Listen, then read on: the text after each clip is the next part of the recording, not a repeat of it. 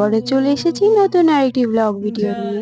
Basically এই ব্লগটা একটি ট্যুর ব্লগ হতে চলেছে। আর আমাদের গন্তব্যস্থল হচ্ছে দীঘা। আর দীঘা যাবার দুটি কারণ রয়েছে। এক হচ্ছে যেহেতু আমার বোন দীঘাতে কোনোদিনও যায়নি। আর একটি কারণ হলো আমাদের 5th অ্যানিভার্সারি ছিল। তাই সেই দিনটিকে স্পেশাল করার জন্য সামনাসামনি কোথাও যেতে হলে এই দীঘাই বেস্ট অপশন ছিল আমাদের কাছে। আমাদের অ্যানিভার্সারি সেলিব্রেট করা হয়ে যাবে আর আমার বোনের দীঘাও ঘোরা হয়ে যাবে। প্রায় অনেক সকালের দিক করে আমরা বেরিয়ে পড়েছিলাম সবাই মিলে। তখন ঘড়িতে প্রায় ধরো 5টা বা 6টা বাজছিল হয়তো। বাড়ি থেকেও খেয়ে আসিনি তেমন কিছু। তাই মাঝপথে একটি চায়ের দোকানে দাঁড়িয়ে চা খেয়ে নিয়েছিলাম আমরা। এই তো আমরা চলেও এসেছি হোটেলটায়। আমাদের আগে থেকে হোটেল রুম বুক করাই ছিল। তাই আমাদের হোটেল খোঁজার মতো কোনো ঝামেলাই করতে হয়নি। শুধুমাত্র সবার আইডেন্টি প্রুফ সাবমিট করতে হয়েছিল।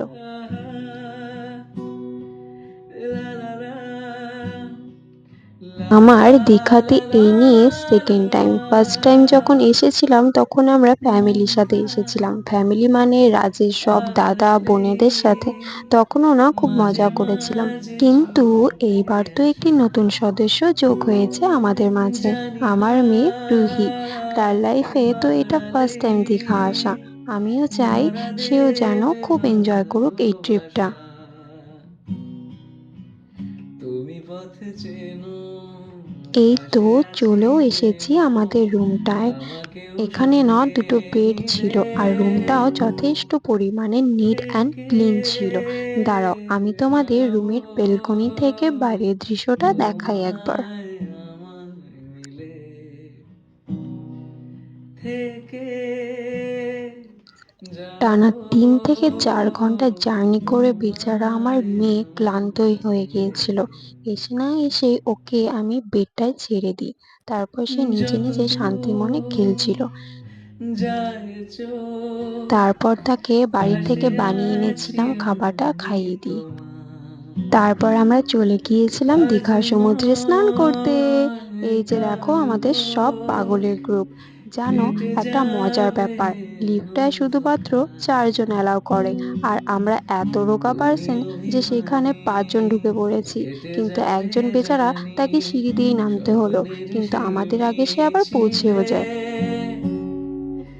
জানো, থেকে আমরা এত আনন্দে মজে গিয়েছিলাম যে আমাদের খাবারও খেতে হবে সেটাই ভুলে গিয়েছি। পুরো দিনটাই না খেয়ে রয়ে গিয়েছে সবাই।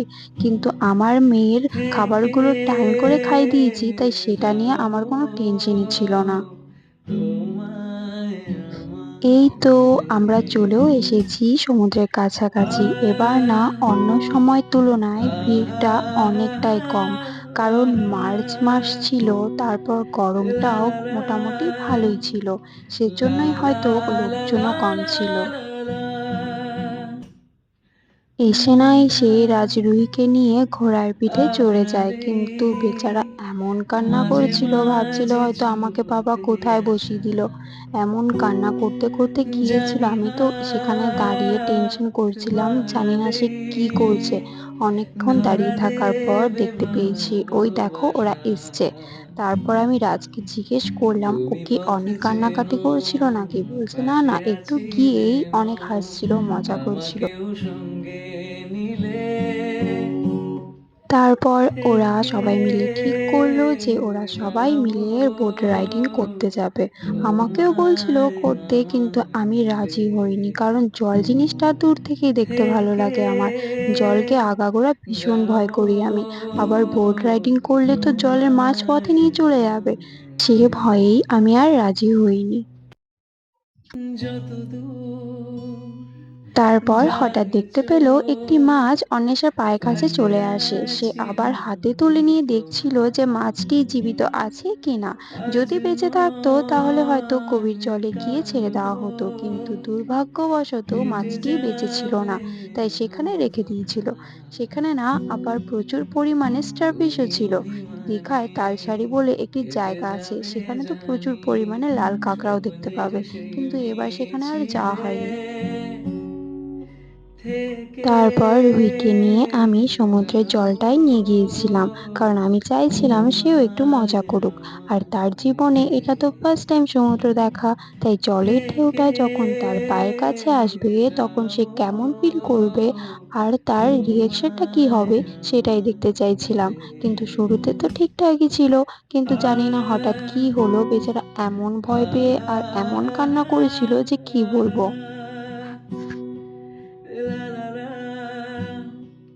লা লা লা, লা লা লা লা লা লা লা।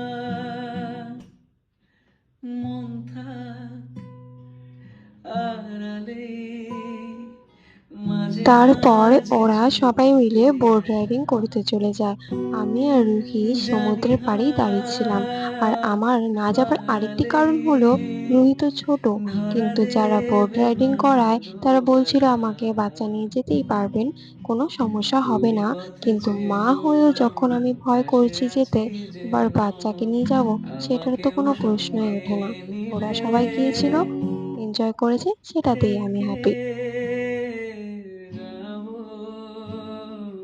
তোমায় আমায় মিলে, এই তো ওরা চলেও এলো।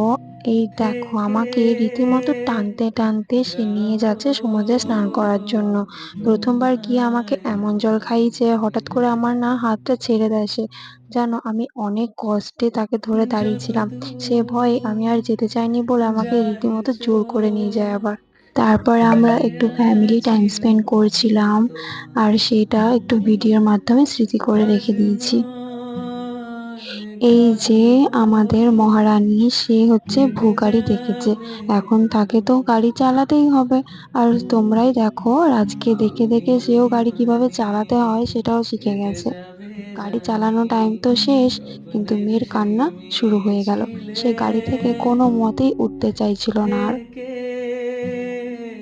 যাবো তোমায় আমায় তারপর সেখান মিলে, থেকে চলে আসি হোটেলটায়। হোটেলটায় আবার ফ্রেশ থেকে হয়ে সুইমিং পুলে চলে গিয়েছিলাম আমরা। যাবো আবারও ওরা সবাই মিলে স্নান করছিল, কিন্তু আমি যাইনি, কারণ তোমায় রুহি তো আমায় ছোট, মিলে, বারবার জলে ভিজলে তো ঠান্ডা লেগে যাবে, সেজন্যই। ওরা স্নান করছে, ভিডিও করছে, আমি আর রুহি সেখানে বসে বসে এনজয় করছিলাম। লা লা লা, লা লা লা লা লা লা লা। মন থাক আবারও রুমে গিয়ে ফ্রেশ হয়ে আড়ালে, একেবারে রেডি হয়ে বেরিয়ে পড়েছিলাম মাঝে মন্দারমনির মাঝে উদ্দেশ্যে। যাওয়ার ছুটে পথের জাস্ট আসা, ভিউটা দেখো।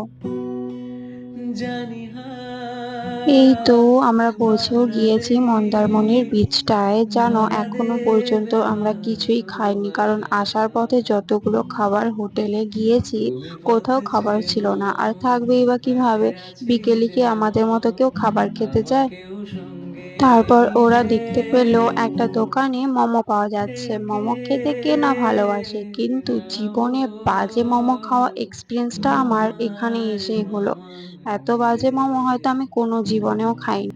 থেকে যাবো তোমায় আমায় মিলে, যত দূর যায় চোখ, ওই দেখো, আবারও পাশে এখানেও গাড়ি আছি দেখতে পেয়ে আবারও হয়তো সে গাড়ি চালাবে তোমার, বলে কান্না করছিল। গাড়ি পেয়ে আজ গেল, এখন তো আর ছাড়তেই চাইবে না আর। নয় কাল হোক, কেটে যাবে অন্ধকার, তুমি অভিমানী, হেঁটে যাবে জানি, স্বপ্নের সেই এই দেখো আমাদের মিছিলে, দুপুরের লাঞ্চ। এই একটা জিনিসই ভরসা থেকে সবার, ম্যাগি। ওই মোমোটার যাবো থেকে তো অনেকটাই ভালো ছিল। তোমায় আমায় মিলে,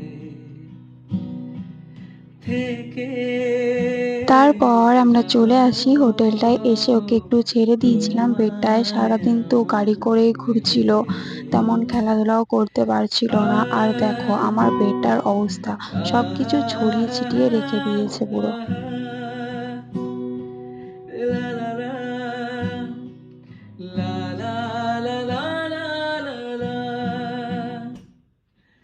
মন থাক আড়ালে, মাঝে মাঝে ছুটে আসা,